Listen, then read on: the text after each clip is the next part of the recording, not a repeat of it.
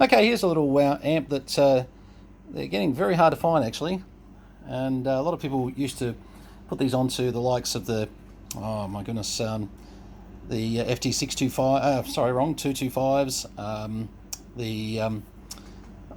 There's probably quite a few would have gone on the FT736s, etc. But you know, they're purpose built to go onto pretty much anything that you want. We're just driving it with a 10 watt FT480R at the moment, and I thought, what the heck, let's put this one up and have a look.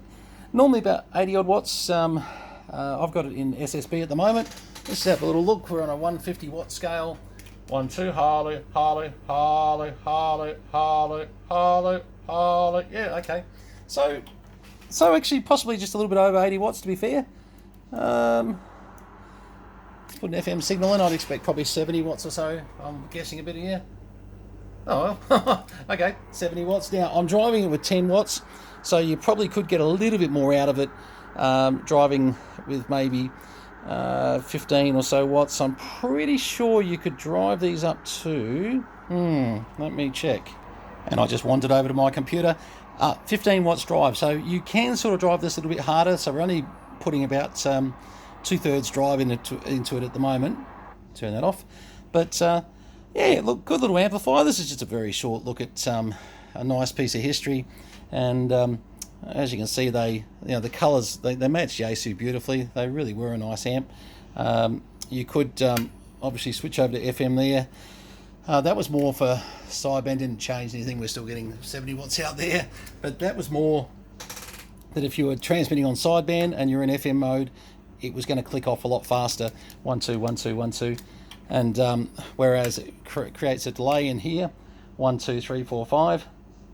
1 2 3 4 5. Yeah, so it's just staying on there nicely. 1 2 3 4 5, and it's not cutting out at any stage. 1 2 3 4 5. Harlow. Yeah, that's good. No, that's good. All right, great little amp. Get used to the fact that a lot of the receive preamps on these don't work. The biggest problem with that is getting the component. It's a simple change out. It's just a matter of getting a part. Very, very difficult part to get. So you come across a lot of them where the preamp, you'll have it in the off position, and we're still trying to source an equivalent at the moment, but we've become a bit unstuck on. I've got a number of amps floating around, and you've probably seen this a bit where it doesn't take much to do a receive preamp in on these things, but to be honest, a lot of them were very noisy. I mean, seriously, this is what, like some of the ICOM preamps that you used to be able to put onto the IC910Hs, etc.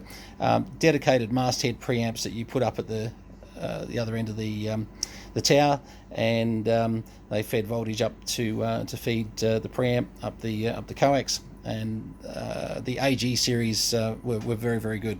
So don't expect too much out. Even if you do have a working preamp, you will find they look a little bit like the 27 meg amps. They increase more noise than anything else. Anyway, not trying to knock the preamps. They just seem to be something that are forever going faulty or not working the way that you'd sort of like them to when you do a real noise test on them. Apart from that, 1 2 3 4 5. 1 2. I'm happy. 1 2 3 4. Arlo. Yep, I'm happy. So that's good. Just a short one on the FL2050. Great little amplifiers, and as you can see, you can turn a 10 watt radio into a 80 plus watt very, very fast, and have a very cheap all mode setup, actually, quite seriously, that you could do quite a bit with. Okay, all the best, 73s, VK3 Charlie Mike with the Yaesu FL2050. Cheers all.